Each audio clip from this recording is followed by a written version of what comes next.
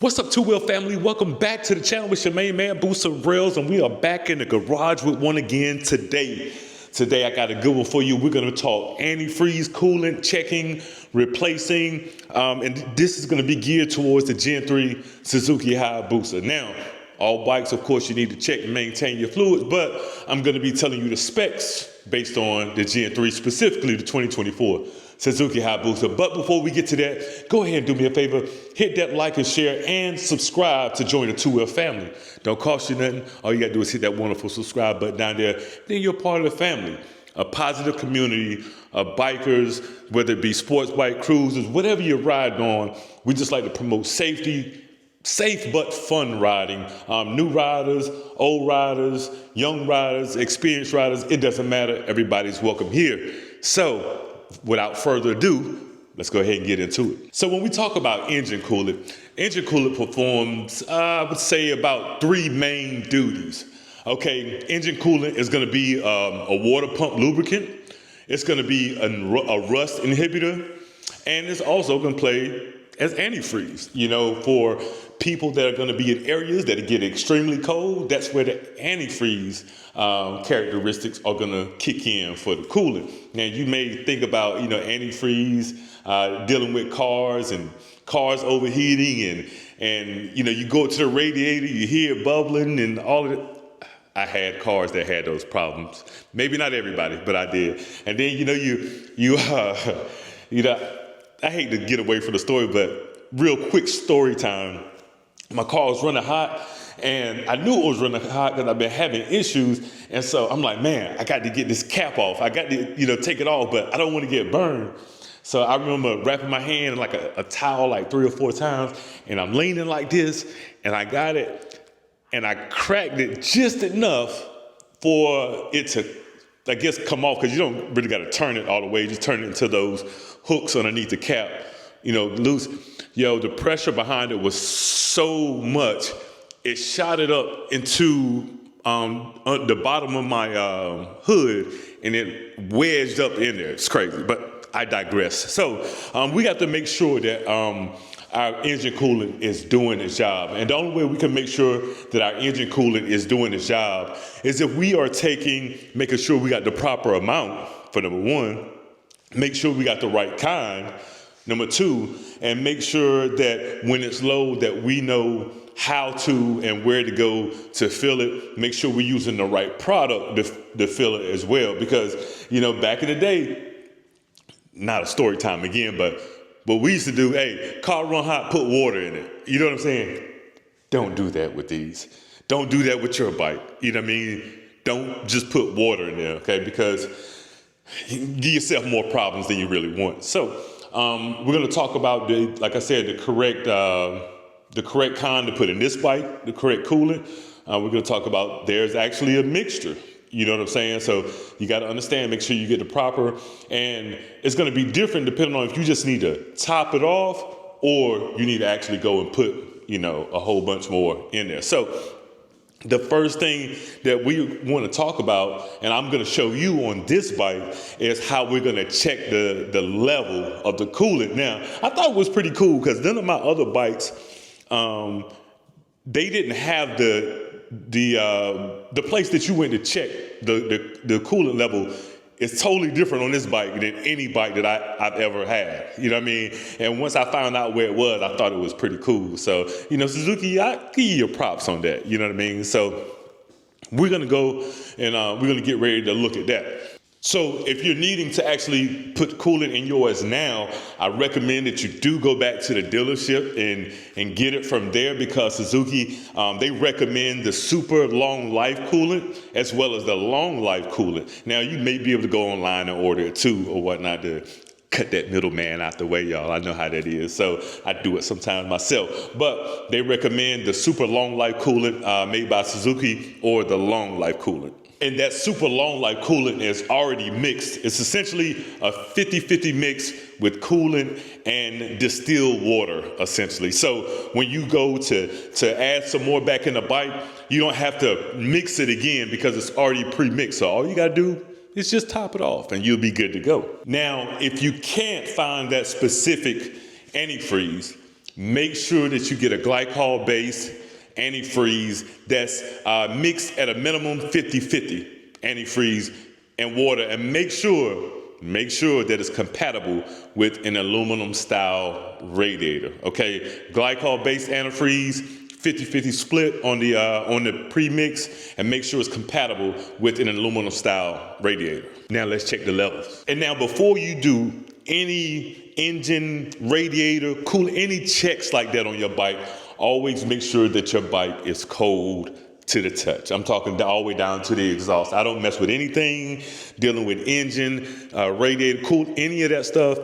If it's, hot, warm, or anything, I'll wait till it's cold to the touch, and then I'll get the breaking things down and messing with it and stuff like that. But I got to be able to check this level. So getting this level, I got to get down essentially got to get down on the ground. So I got my trusty Pittsburgh,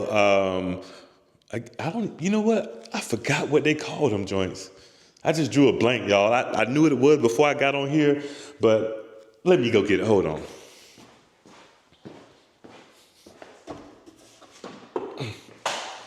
Okay. This is my Pittsburgh Creeper. Basically, when I change the oil of my truck and stuff like that, lay it down, lay on it, and roll up under there. So that's going to be handy dandy for me to get up under there and check the coolant level. And before you do any work on your bike, I always recommend at least have a rear stand. To check any level specifically, you want your bike to be sitting upright. Make sure you're on a level ground first and foremost, but make sure your bike is sitting upright, because if it's leaning, you're going to get a false reading on whether it be your oil you're checking or your coolant you're checking. So we're up on the rear stand. So now since the bike is up on the rear stand, we are going to get down so we can check the levels. And I'm going to show you this pretty cool place where where Suzuki put it at on the Hayabusa. So what you're going to want to do is come to the bike. All right. There's the little creeper. So come to the bike, and to make it easier, you're going to turn the handlebars to the right. And you'll see why. Because we're going to need to get down here and look up under the front fairing. And I got my trusty light here. You see, trusty light here. So we're going to see, let me get back here some more. My bad, y'all. Let's see if I can get you over there. Okay, so you see that there's a little cutout back there. I wonder if this light is going to work right here. Yeah, right there. You see right here?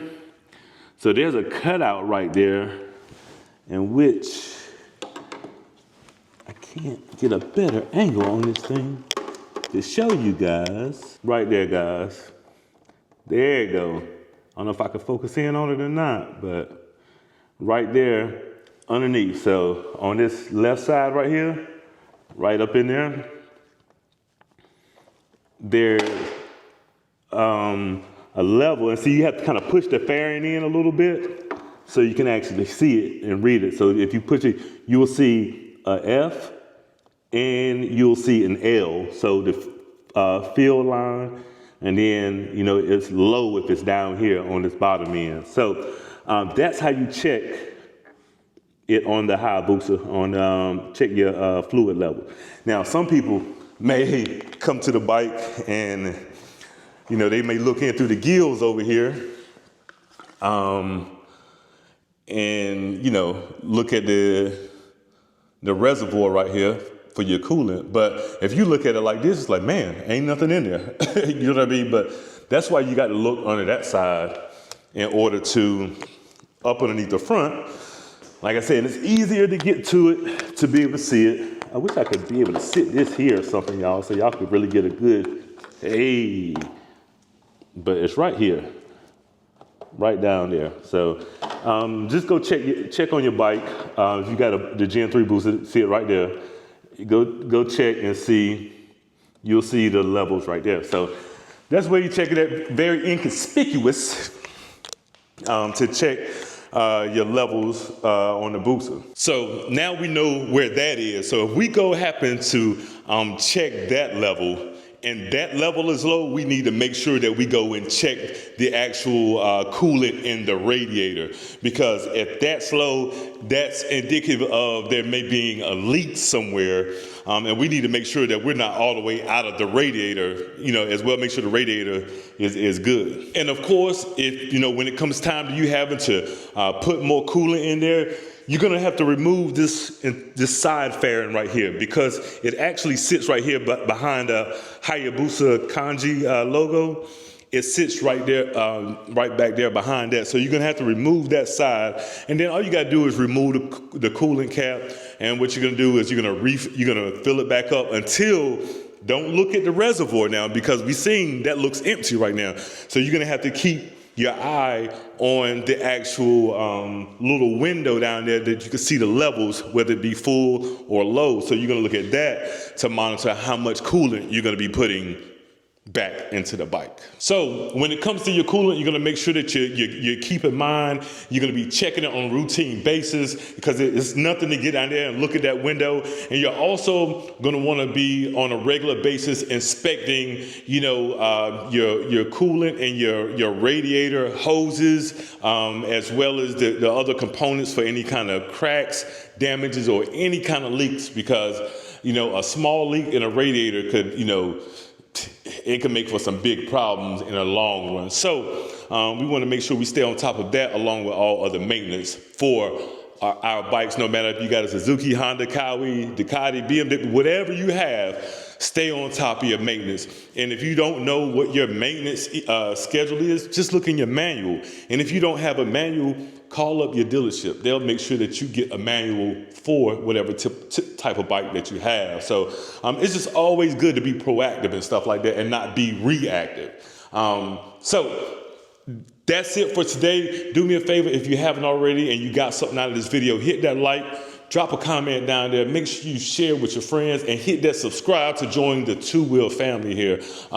We love Two Wheels. It's all about two wheel therapy with us. We get out there and it just puts us at ease. It gets rid of the stress of the day and the whole nine. So you'll hear me talk about two wheel therapy a lot, but it's all about the Two Wheel family with myself and each one of you out there. So I thank you all again for supporting the channel.